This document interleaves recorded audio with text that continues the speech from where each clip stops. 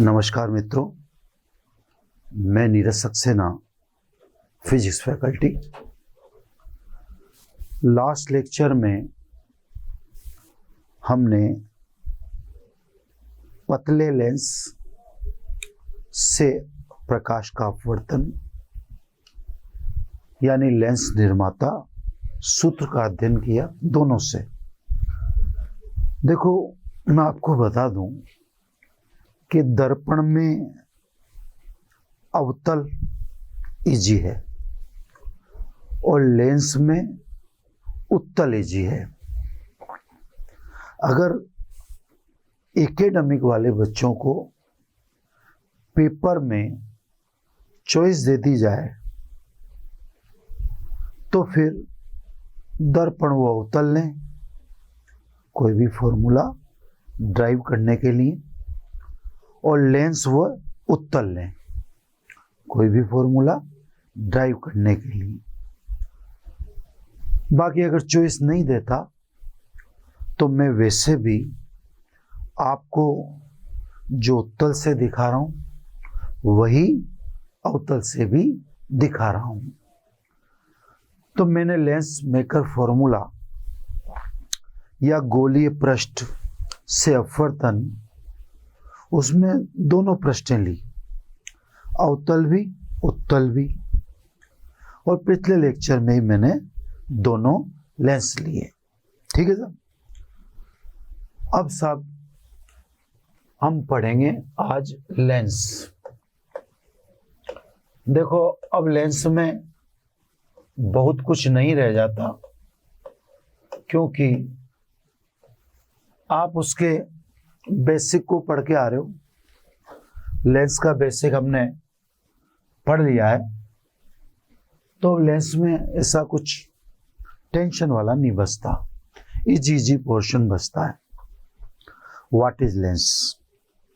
तो साहब, दो पारदर्शी ट्रांसपेरेंट पृष्ठों से घिरी वह आकृति जिसकी एक पृष्ठ गोलाकार, कन्फर्म, लेकिन दूसरी पृष्ठ समतल या गोलाकार हो, लेंस कहलाती है ना साहब? तो सब यहां पर परिभाषा में एक तो ये बात क्लियर है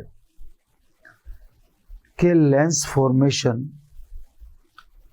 के लिए ट्रांसपेरेंट यानी पारदर्शी माध्यम चाहिए। वो कांच भी हो सकता है और उसके अलावा भी। तो बड़ा दिमाग को बिल्कुल खोलकर समझें कि लेंस कांच से ही बनता है, ये सोचना गलत है। लेंस फॉर्मेशन तो आइस में भी हो सकती है,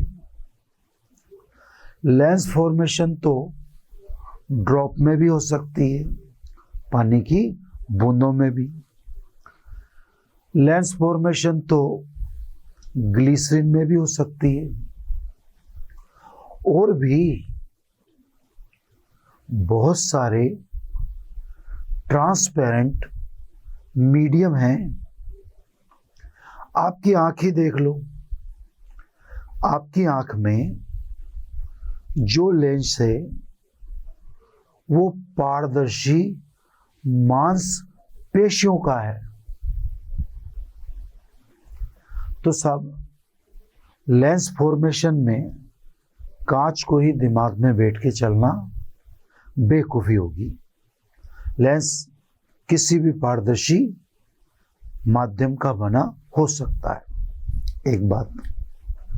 दूसरी बात, ये सोच भी आप अपने दिमाग से बाहर कर दीजिए कि लेंस की दोनों ही पृष्ठें गोलाकार हों। नहीं, ये जरूरी नहीं है कि लेंस की दोनों पृष्ठें गोली हो। हाँ, एक पृष्ठ का गोलाकार होना आवश्यक है। दूसरी पृष्ठ समतल भी हो सकती है और गोलाकार भी। क्लियर सब? पारदर्शी माध्यम है तो लेंस स्वाभाविक रूप से किसके सिद्धांत पर कार्य करेगा? लेंस की कार्य प्रणाली अपवर्तन के नियम पर आधारित है। स्नेल का नियम जो आपने पढ़ी रखा है। तो जितने भी ट्रांसपेरेंट मीडियम है वो अपवर्तन के नियम का ही ओबे करते हैं, पालना करते हैं, जरूरी है। क्लियर? तो सब पारदर्शी माध्यम कोई भी हो वह अपवर्तन के नियम पर ही आधारित होता है। ठीक? अब सब बनता कैसे है? तो सब लेंस के बनने की प्रक्रिया में आपको दो गोले चाहिए, है ना साहब? दो ठोस पारदर्शी गोले चाहिए, ठोस भी पारदर्शी। इसका मतलब लेंस में दो वक्रता केंद्र होंगे और फिर दो वक्रता त्रिज्या भी। ये लेंस जो मध्य से मोटा रहा और किनारे से पतला, इससे तो कहेंगे आप उत्तल यानी कॉन्वेक्स। तो सब लेंस दो पारदर्शी ठोस गोलों से मिलकर बनी आकृति है। तो दो वक्रता केंद्र और दो वक्रता त्रिज्या। दर्पण में ऐसा नहीं होता था। यहां भी देखें,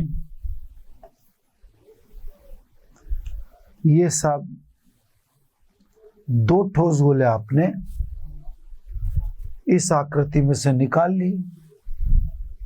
यहां भी वक्रता केंद्र दो ही हैं और दो ही वक्रता त्रिज्या। लेकिन उभयनिष्ठ भाग में जो बना वो मध्य से पतला है, किनारों से मोटा है। इसे कहते हैं अवतल यानी कॉनकेव। तो सब लेंस कैसे बनता है वो समझिए। जो भी पारदर्शी माध्यम, जैसे कांच का लेंस बनाना चाहते हो तो दो कांच के ठोस गोलों से मिलकर बनेगा।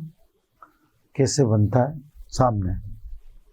तो सब लेंस दो प्रकार के हैं। ए अवतल लेंस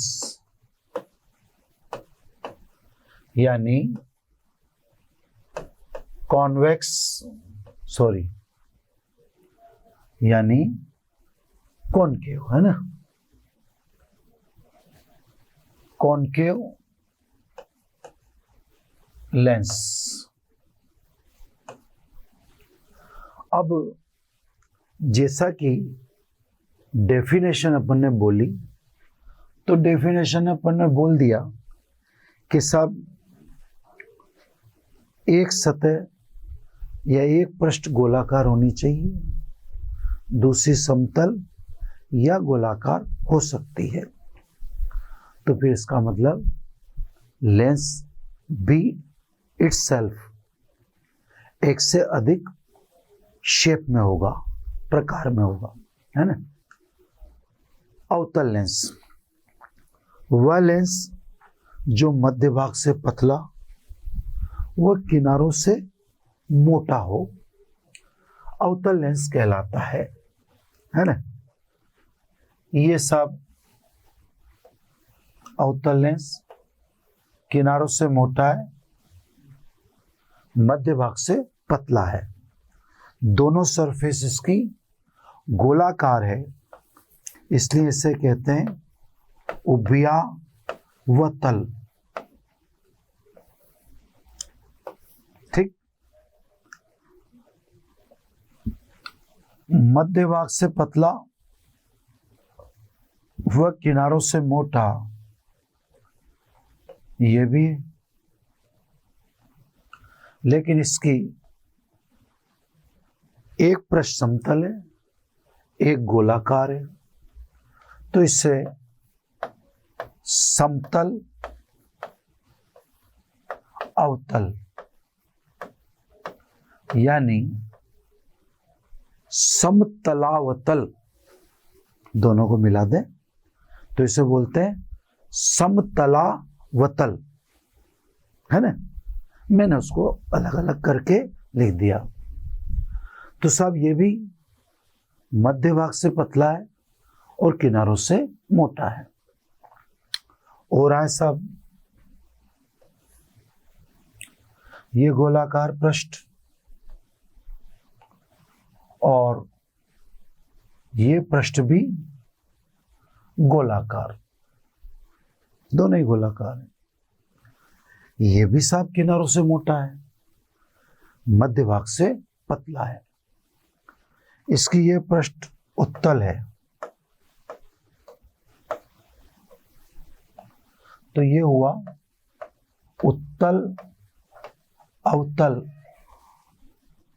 मिला दें इसको तो इसे बोलते हैं उत्तलावतल। क्या? उत्तलावतल।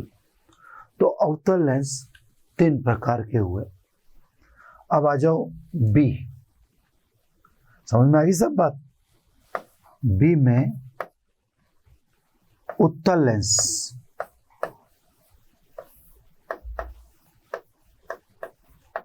हैंड्स यानी कॉन्वेक्स लेंस, ठीक है। कॉन्वेक्स लेंस डेफिनेशन निकालें साहब, वह लेंस जो मध्य भाग से मोटा व किनारों से पतला हो उसे हम उत्तल लेंस कहते हैं। इसमें भी 3 प्रकार हैं, ये देखो। मध्य भाग से मोटा है, किनारों से पतला है, दोनों गोलीय पृष्ठ हैं, इसको बोलते हैं, इसको भी अतल, इसको उत्तलोवतल, है ना। उत्तलो, ये उभयावतल, ये उत्तलोवतल, उत्तलावतल।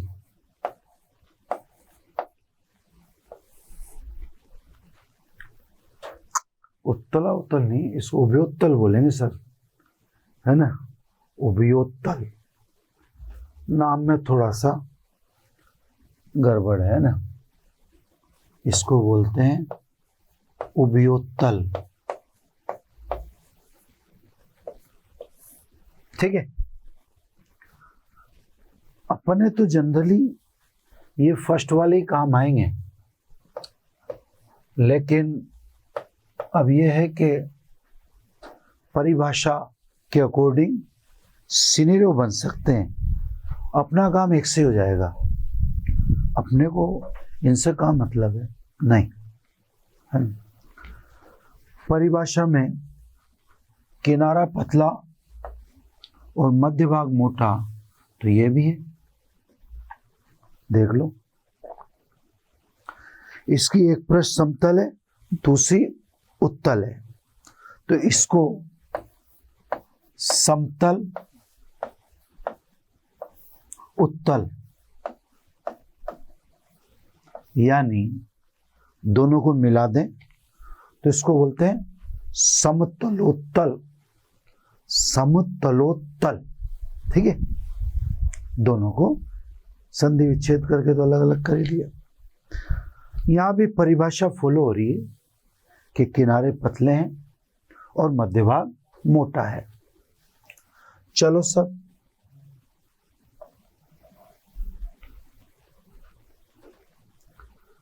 इसमें भी देखें तो किनारे पतले हैं, मध्य भाग मोटा है। ये है सब अवतल उत्तल, दोनों गोलीय पृष्ठ हैं, लेकिन एक धसी हुई है, एक उभरी हुई है। जो धसी हुई है वो अवतल है, जो उभरी हुई है वो उत्तल है। दोनों को मिला देंगे तो इसको बोल दोगे आप अवतलोत्तल, ठीक है साहब। तो लेंस दो प्रकार के हैं, इनकी कार्यप्रणाली अपवर्तन के सिद्धांत पर आधारित है।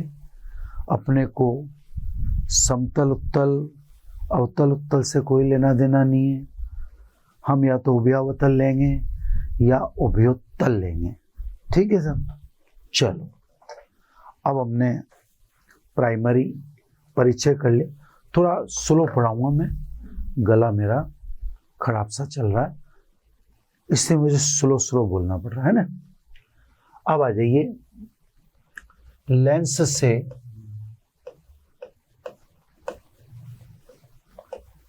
संबंधित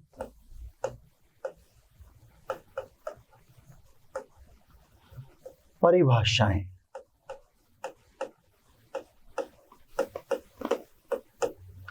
इसमें सब ज्यादा कुछ करना नहीं, इसमें परिभाषाएं ले देकर 2 या 3 हैं।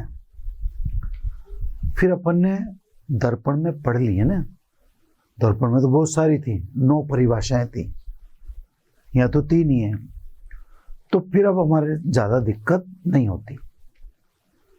तो लेंस इजी है दर्पण की तुलना में। अब देखेंगे भी सही है ना। फिर मैं तो दोनों ही बता रहा हूं, जैसे मैं उत्तल भी ले रहा हूं और अवतल भी ले रहा हूं। तो मैं इसलिए ले रहा हूं ताकि आप चित्रों की प्रैक्टिस करते रहें। मैंने आपसे जो बिगिनिंग में कहा था कि किरण प्रकाशिकी में वह व्यक्ति आगे बढ़ जाएगा जो साथ के साथ चित्र बनाता हुआ चल रहा है, और जो देख रहा है फिर वो तो देखता ही रहेगा, है ना। तो अब अपने को लेंस से संबंधित परिभाषाओं में सबसे पहले मुख्य ऑब्लिक प्रधान अक्ष, प्रिंसिपल एक्सिस, है ना। तो क्लियर तो आपके सामने किया ही जा चुका है कि लेंस 2 गोलों से मिलकर बनता है, यानी लेंस में 2 वक्रता केंद्र हैं। इन दोनों वक्रता केंद्रों को मिलाने वाली सीधी रेखा को मुख्य अक्ष कहते हैं। कोई विशेष बात नहीं।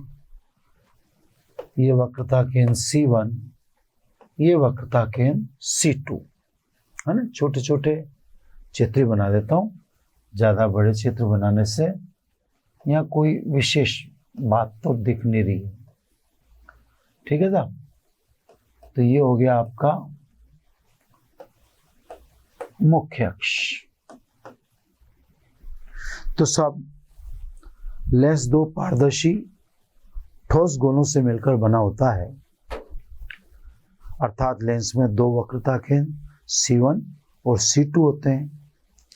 इन वक्रता केंद्रों को मिलाने वाली सीधी रेखा को मुख्य अक्ष या प्रधान अक्ष कहते हैं।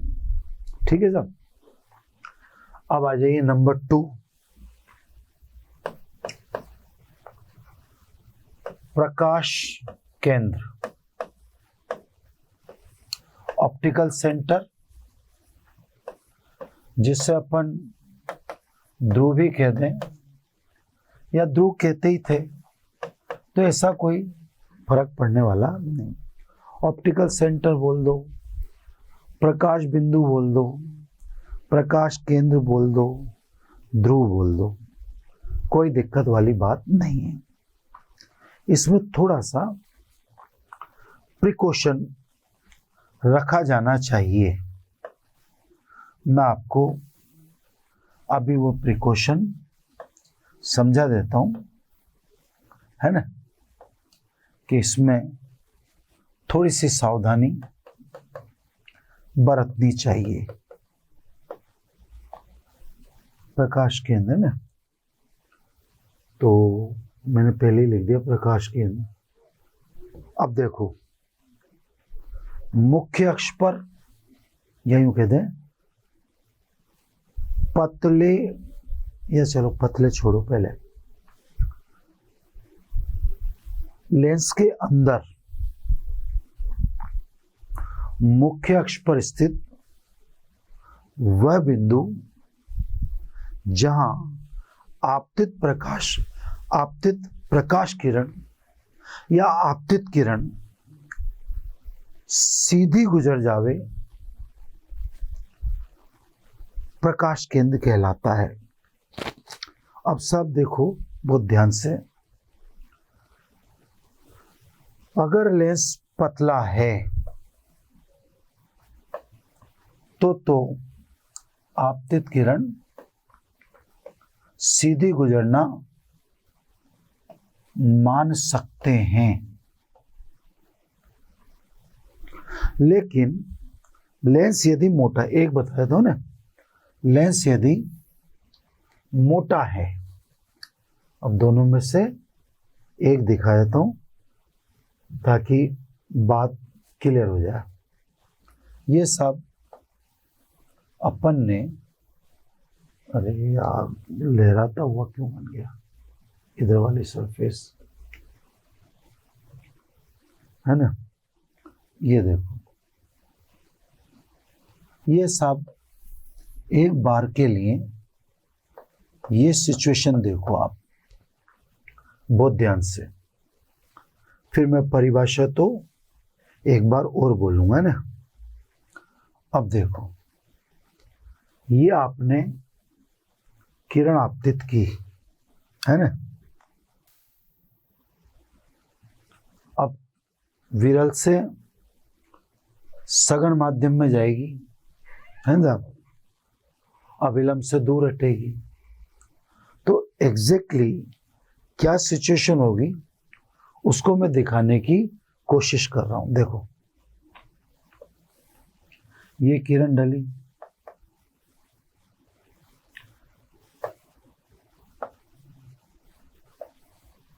ये देखो सीधी नहीं जाएगी भाई। एक से दूसरे माध्यम में जब किरण जा रही है तो मुड़ेगी ना भाई।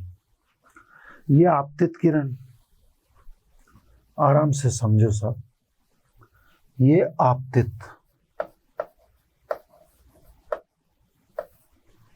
ये अपवर्तित, अपवर्तित,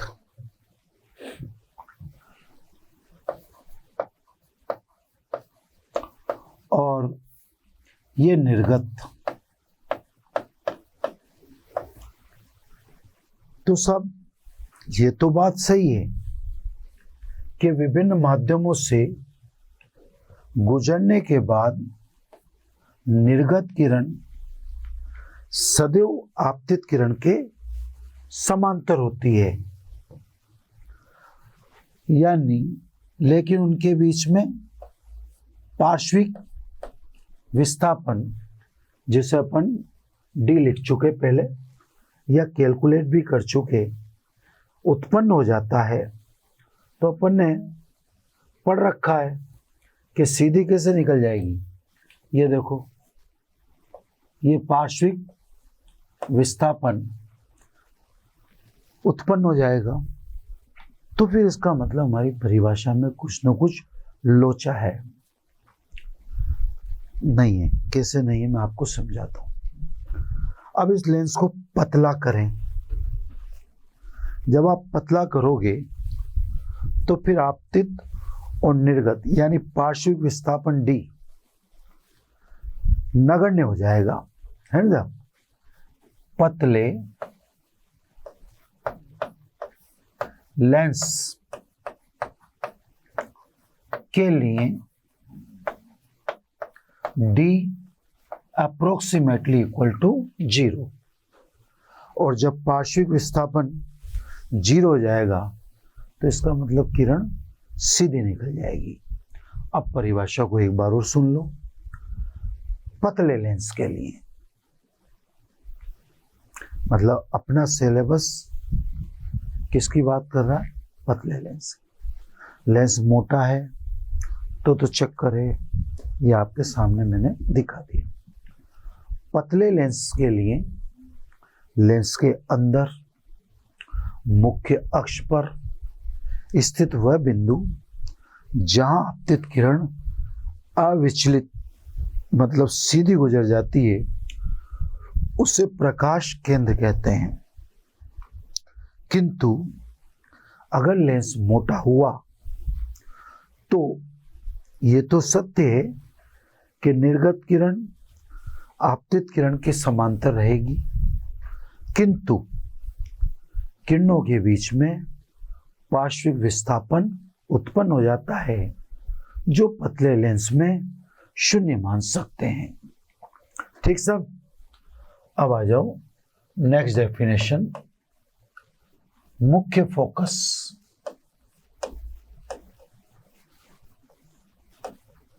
ठीक है, F। अब सब लेंस में दो वक्रता केंद्र हैं, दो वक्रता केंद्र हैं तो लेंस में मुख्य फोकस 2 हैं, है ना। चलो सब 2 हैं, थोड़ा छोटा बनाऊंगा क्योंकि ये परिभाषा यहीं खत्म हो जाए, फिर अगले पृष्ठ पे अगला काम, है ना। प्रथम फोकस,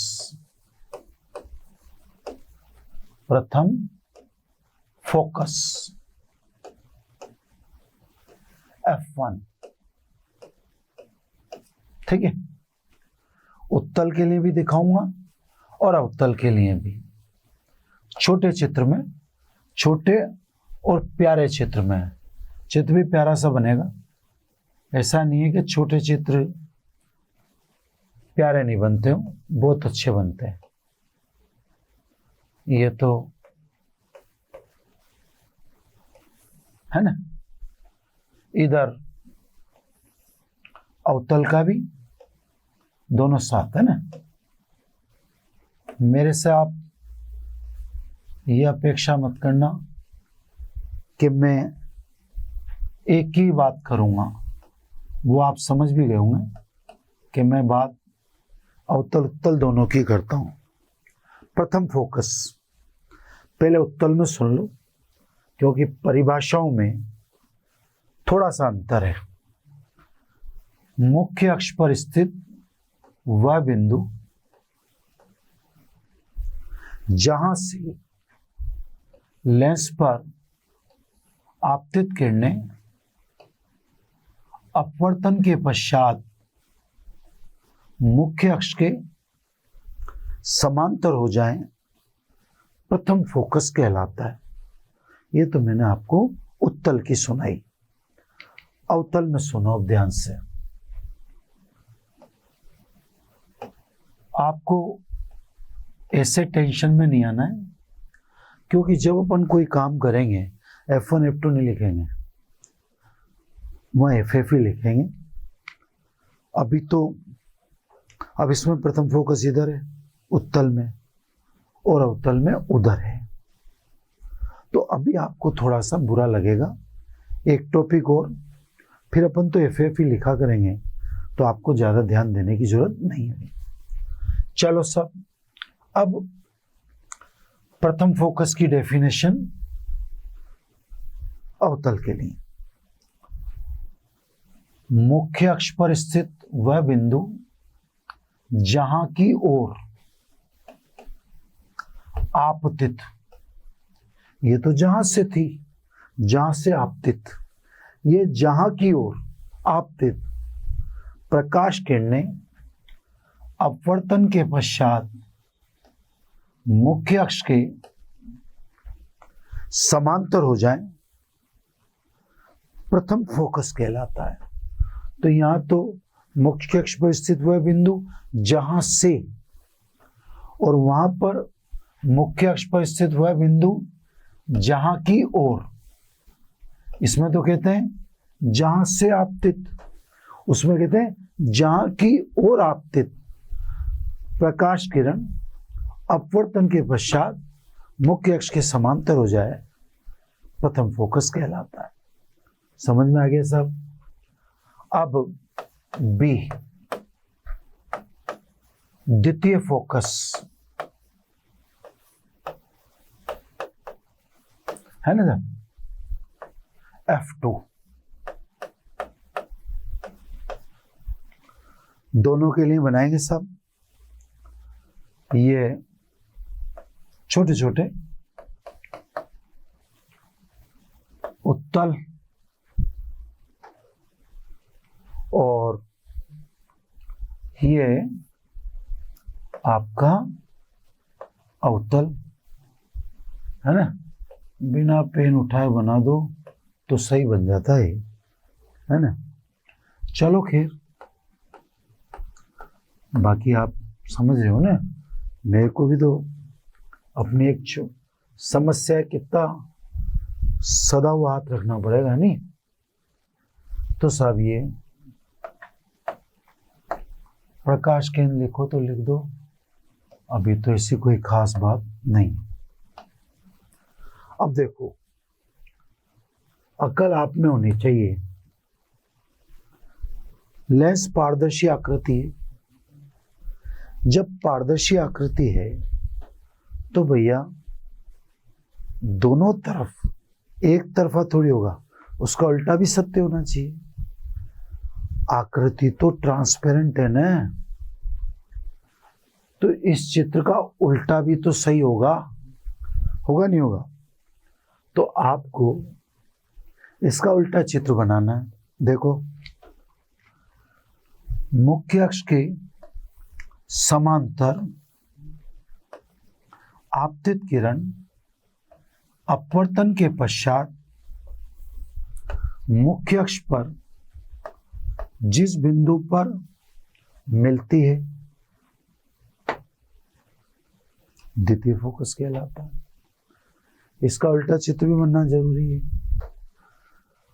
मुख्य अक्ष के समांतर आपतित किरण अपवर्तन के पश्चात जिस बिंदु से आती हुई प्रतीत होती है, ये देखो, आती हुई प्रतीत, ये रहा है सर, उसे द्वितीय फोकस कहते हैं। तो यहां तुम उसका, ये उसका उल्टा चित्र है, ये इसका उल्टा है। मैं ज्यादा माथाफोड़ी क्यों करूं? आप सिंपल सा समझ लीजिए ना कि आकृति ट्रांसपेरेंट है। मैं साइड में हो जाता हूं। आकृति ट्रांसपेरेंट है, तो जब वो होगा तो ये क्यों नहीं होगा? इतना आपको दिमाग रखना है ना। तो सब उसका उल्टे को द्वितीय फोकस कह दिया। दोनों एक ही चीज है। अब देखो, उत्तल लेंस देख रहे हो आप। उत्तल लेंस किरणों को अभिसृत करता है। अभिसृत यानी इकट्ठी करता है। इकट्ठी करता है इसने इस लेंस को अभिसारी भी कहते हैं, जो किरणों को केंद्रित करे, इकट्ठा करे, फैलने न दे। तो उत्तल लेंस कहाँ फैलने देता, वो तो किरणों को केंद्रित करने का काम करता है। इसलिए इस लेंस को यानी उत्तल लेंस को अभिसारी लेंस भी कहते हैं। अब इधर आओ, ये लेंस किरणों को फैला देता है यानी अपसृत करता है।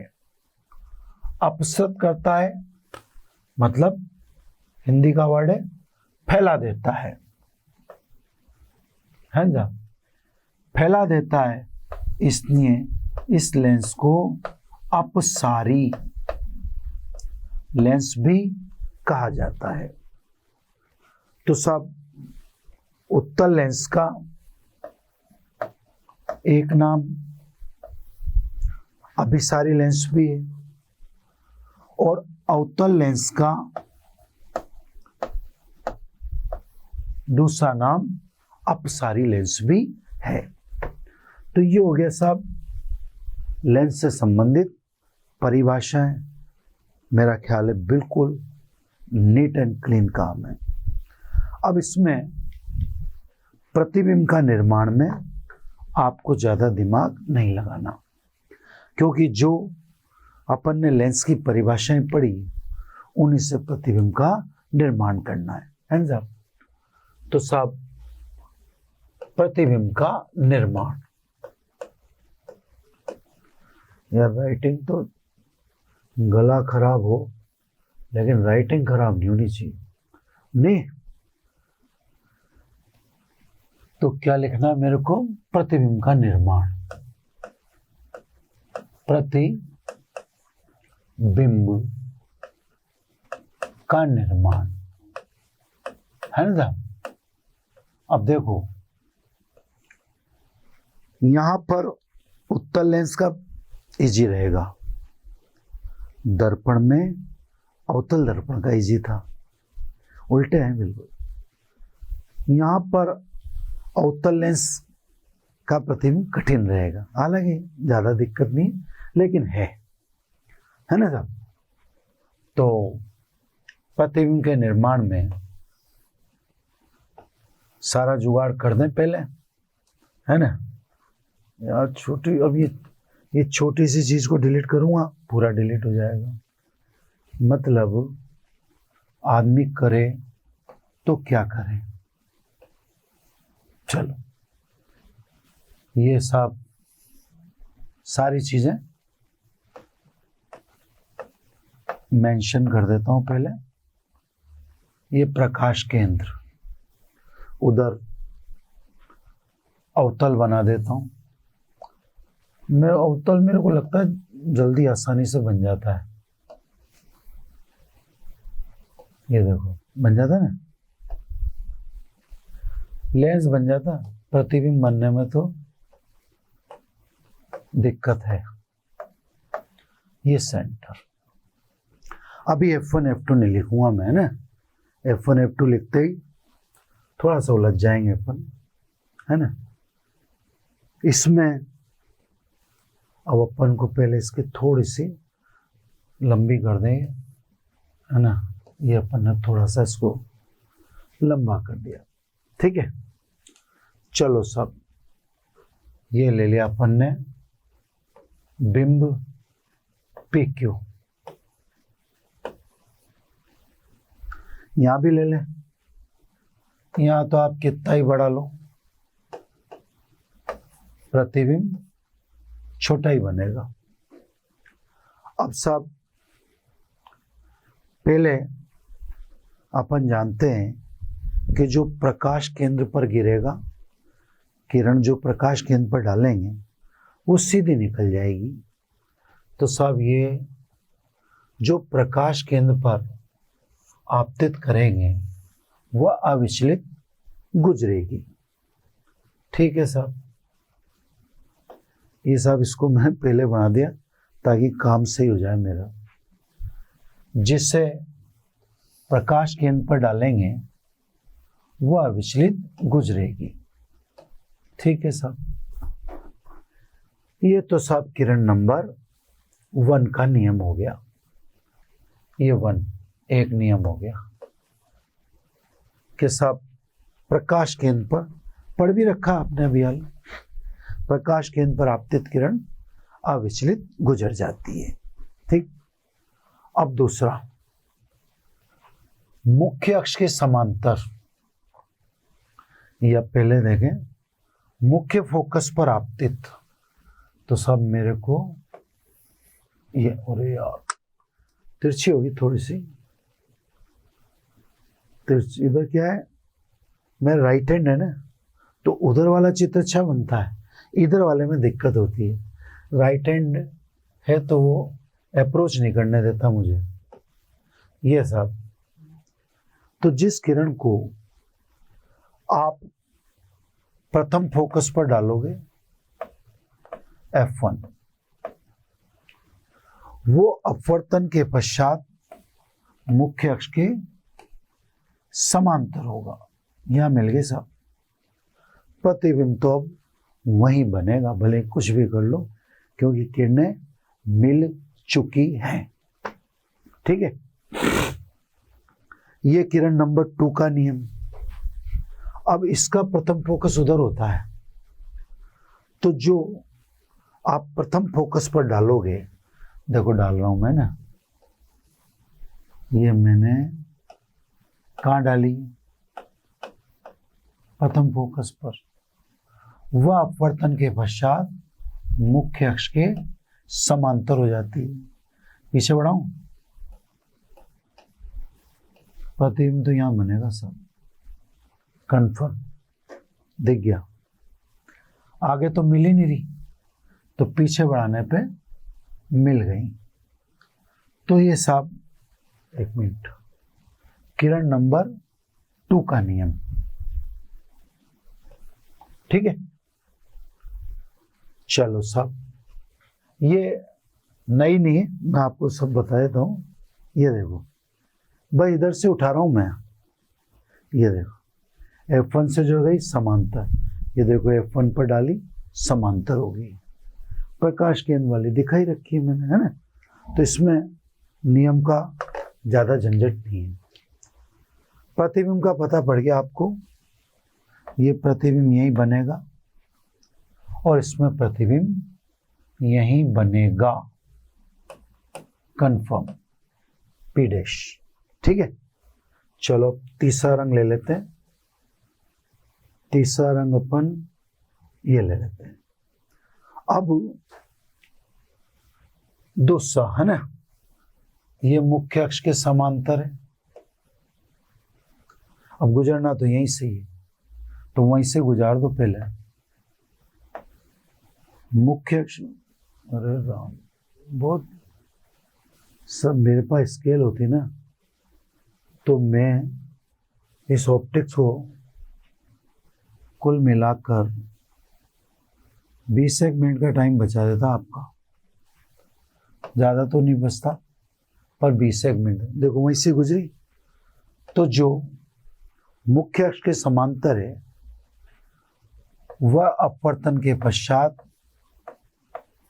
द्वितीय फोकस से गुजरेगी। चलो इधर देखो, ये जो मुख्य अक्ष के समांतर है, ये अपवर्तन के पश्चात द्वितीय फोकस से गुजरेगी। साफ है ना, तो मेरा ख्याल है आपको ज्यादा इसमें कठिनता नहीं आई होगी, है ना। ये साफ द्वितीय फोकस से गुजरेगी। ये सेकंड फोकस F2, इस बस यहां तक बताएं, उसके बाद तो FF ही लिखना चालू कर देंगे। ये प्रतिबिंब है ना, बस ये 3 नियम है, चौथा नियम नहीं। प्रतिबिंब सदैव मुख्य अक्ष से लंबवत होते हैं, इसलिए P डैश से मुख्य अक्ष पर लंब डालकर प्रतिबिंब P डैश Q डैश प्राप्त कर लिया। इधर भी प्रतिबिंब सदैव मुख्य अक्ष के लंबवत होता है, इसलिए P डैश से लंब डालकर प्रतिबिंब P डैश Q डैश प्राप्त कर लिया। अब देखो मैं सारी चीजें आपको लिख देता हूं। ये उत्तल मतलब अभिसारी लेंस है ना। यह अवतल मतलब अपसारी लेंस है। क्लियर।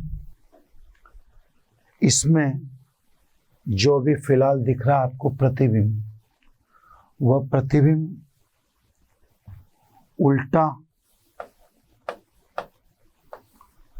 उल्टा है तो स्वाभाविक है वास्तविक। ठीक है। जो उल्टा प्रतिबिंब वास्तविक, तो इसमें अधिकांश उल्टा ही बनेगा, एक में सीधा बनेगा। एक सिचुएशन है ना। अब इसमें प्रतिबिंब स्वाभाविक लेंस के सामने ही बनते हैं, तो इसकी फोकल लेंस को OF यानी जिधर प्रतिबिंब बना वो वाला फोकस ही लेते हैं, तो OF2, तो इसकी फोकस दूरी धनात्मक होती क्योंकि आपतित किरण की दिशा में है, और जो आपतित किरण की दिशा में है वो धनात्मक, और जो आपतित किरण के विपरीत है वो ऋणात्मक। अगर जैसे मान लो आप OF1 कहें तो नेगेटिव होगा क्योंकि वो आपतित किरण के विपरीत है। लेकिन प्रतिबिंब आपका इधर बना ना, तो आपका यही फोकस काम आएगा OF2। OF1 क्यों काम आएगा? प्रतिबिंब के निर्माण में तो F2 काम आएगा। तो स्वाभाविक है कि अगर ये काम आ रहा है तो फिर फोकल लेंथ पॉजिटिव होगी। इसमें O, ये PQ लिख दो, है ना।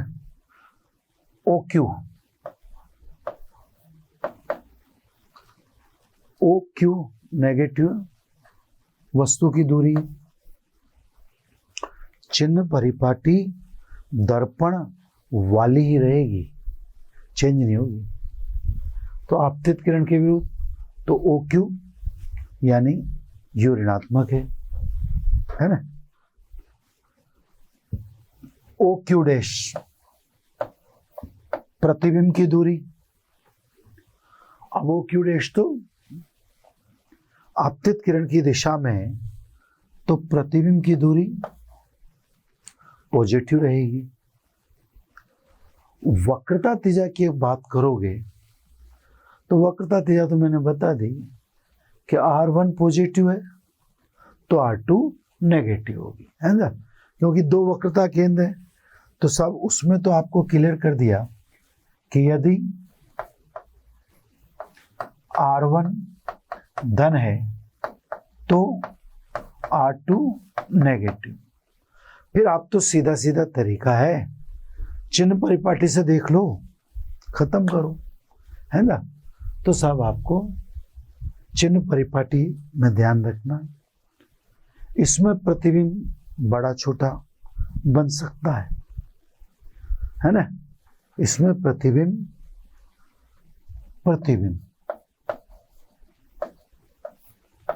बड़ा छोटा इसमें हो सकता है। अब आ जाओ इधर, इसमें तो सब फिक्स है। इसमें तो मैंने बताया था कि एक स्थिति में आभासी और सीधा बनेगा उत्तल में। इसमें तो फॉरएवर सीधा मतलब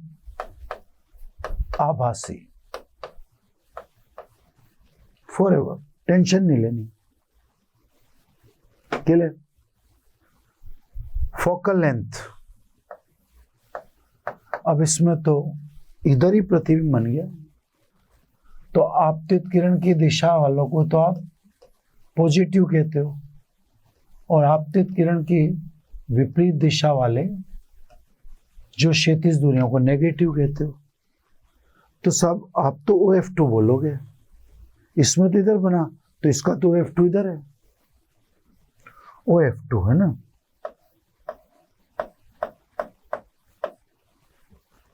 इसमें देखो तो OF2 इधर की तरफ है, तो सब न्यूमेरिकल जब करो तब ध्यान रखना कि सब इसकी जो आपका अवतल लेंस है, इसकी फोकल लेंथ नेगेटिव होगी। ठीक है, अब आ जाओ बिंब की दूरी OQ इधर ही है, नेगेटिव। प्रतिबिंब की दूरी OQ डैश ऑल्सो नेगेटिव, ये भी नेगेटिव। क्लियर? आगे सब R1 R2 उसमें भी, और प्रतिबिंब इसमें सदैव सीधा ही बनेगा, इससे मेरे को इसमें कुछ और लिखना ही नहीं। तो सब चिन्ह परिपाटी भी, और आपके सामने सारी चीजें जो भी इनमें हो सकती है, जो भी पॉसिबल है, वो सब आपके सामने मैंने परोस दी, सारी चीजें, है ना। जो भी दिखती है, जो भी हो सकती है, जो भी हमें प्रतीत होता है, वो हमने इसमें सामने की तरफ दर्शा दिया। तो सब ये प्रतिबिंब का निर्माण हो गया आपके। अब इसके बाद हम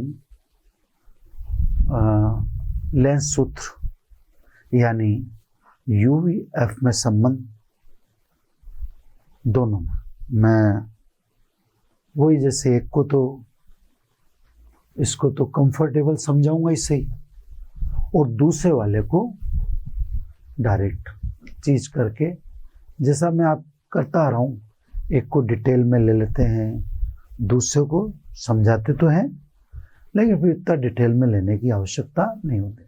तो मैं कोशिश कर रहा हूँ उत्तल अवतल, उत्तल अवतल दोनों आपके सामने सिचुएशन लाई जाती रहे, है ना।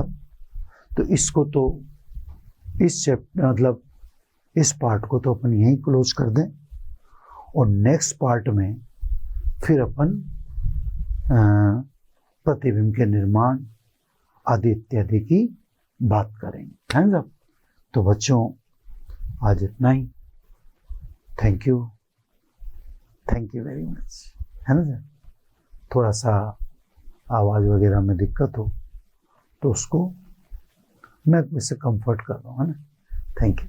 आशा करता हूं हमारे टॉप एजुकेटर का यह लेक्चर आपको पसंद आया होगा। अगर पसंद आया है तो वीडियो को लाइक करिए, चैनल को सब्सक्राइब करिए और शेयर भी करिए, क्योंकि ज्ञान बांटने से बढ़ता है और सही बताऊं तो पुण्य भी मिलता है। मुझे सुनने के लिए बहुत बहुत धन्यवाद। Thank you.